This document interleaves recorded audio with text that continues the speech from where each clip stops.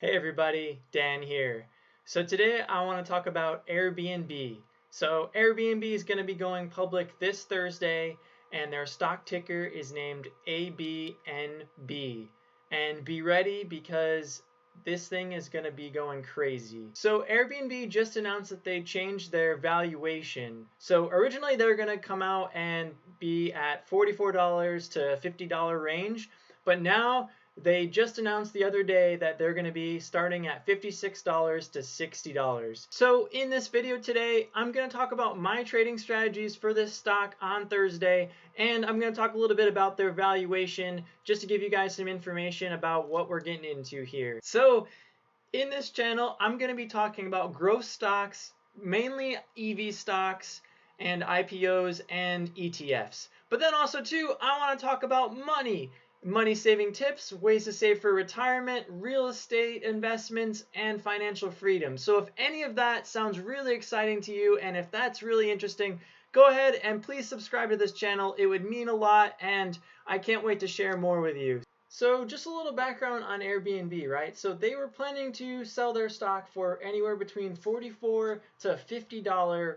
range, and now they're putting their shares up to $56, $60. So that's gonna be raising them about $3.1 billion, and so that puts them currently at a market valuation of $42 billion. So just a little history. So they previously were valued at $36 billion, and their initial IPO was delayed actually. So they were planning to IPO in August, but with the COVID coming out and everything, they decided to delay it, and so now they're going to be releasing their IPO. So I think it was a good thing, a good move on their part, because they kind of waited a little bit to see how the industry was doing. And if you look, I'll show you some trends that the whole industry right now. So as far as the hospitality industry and everything is just down. So I think they're getting in at a good time. Things are low. Things are looking good. We've got the vaccine on the horizon, so everything's looking good. Also, too, if you guys remember that there was a big issues going on with Uber and Lyft. So California was planning to basically say to Uber drivers and Lyft drivers that they had to pay their drivers as employees. So this is going to be huge because the whole idea, the whole basis of their business is drivers, right? So they make money off of people driving the cars. That's just how they work. And they supply all of the apps and whatnot in order for everybody to use it, but they depend on their users. So the fact that they had to pay them extra money would have just been insane. So that did not pass, and as a result, if you watched Uber or Lyft, their stock has skyrocketed in the past few weeks, if not, I think a month.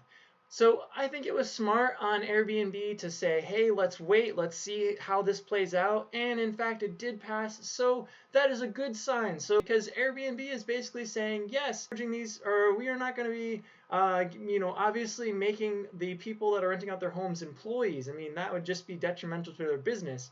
So I think it was smart. So also too, the what was interesting is the previous valuation of Airbnb was actually 18 million. So they had to raise about $2 billion in debt, and that was just because of COVID. So what does that mean for me, right? So what does that mean for me as an average investor?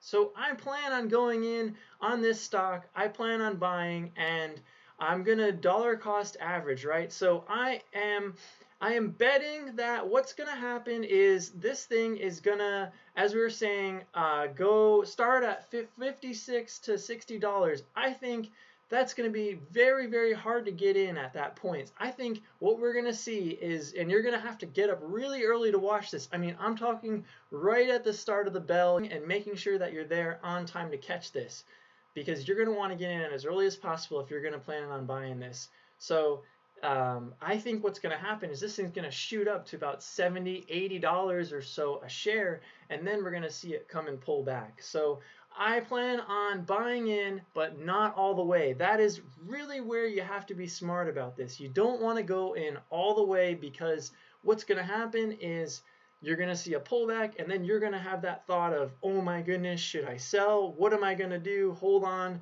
I'm just going to sell. But don't do that. So what I'd recommend is buying in a little bit. If it drops, then it's like, okay, now you have a choice. You can buy the dips, buy lower if you plan on holding this for a long term. So that's how I would play this game. Like I said, I'm highly anticipating this thing to open in the 80s or 90s, but we'll see. So there's Snowflake IPO that just came out. So let's see what that was targeted at, just so we can have a reference of like a highly popular stock that just came out. Okay guys, so let's look at Snowflake. So, I mean, that thing was originally posted for $120 per share to when it was going to be coming. And so just as a reference, Snowflake jumped to $253 on the first day that it came out. So talk about, what is that, over $100 than what it was planned to. So this is where things get interesting, right? Because so it jumped up, and then it came down, and then it started kind of going up and down, and then eventually started shooting up. So if you're a long-term holder, this is okay, right? Because you can buy those dips. So again, that's what I would suggest, buying those dips. And guys, so please do your own research. So I just want to share with you guys, and I'll be posting this in the link below. So AirBNB just came out with their S1 document. So it's the Securities and Exchange and Commission documentation, right? So this thing just talks about basically Airbnb's entire business plan. It goes on to show what their valuation is considered at, and what sort of financials that we have here. So I'll just go through just a little bit of it just so we can see, but there are some positive things. Granted, there's a lot of risk right now with the COVID stuff going on, but like everybody's saying, that the vaccine is coming, so that is positive. So for the quarterly gross bookings value, so there was a hit in Q2, and that was quite expected, but what I'd like to see here, and what I am very happy about seeing, is that in Q3 they kind of bounced right back. And so I think things are looking good. We are still on a good growth projection, and this is pretty nice. Also too, their quarterly adjusted EBITDA. So that's just a long way of saying earnings before interest, taxes, depreciation, and amortization. So basically how well they're performing, right? So if you look at Q2 and Q3, so Q2, they're at a loss, but Q3 is coming back, and coming back solid, better than it has any year before. So to me, the growth is looking strong, things are looking good. So I would come in and I would buy in, but not go all in. That's key here. So also too, there is another IPO that's scheduled that I'm really excited about, and it's called Roblox. So I'll post a little bit more information on that later on. Also too, let me know what you guys are interested in. I'd love to hear what you guys are buying, what you guys are staying away from. Let me know. I'd love to hear about it. So that's all I have for today, guys. If you found this video helpful, if you learned something, please hit the like button. Please hit subscribe. That'd mean a lot. And I'll talk to you next time. And until the next video, adios. Also guys too, I post my plan and my strategies on Instagram, so be sure to check out. A lot of times I'll post before I post on here, so you can find out the latest moves I'm making.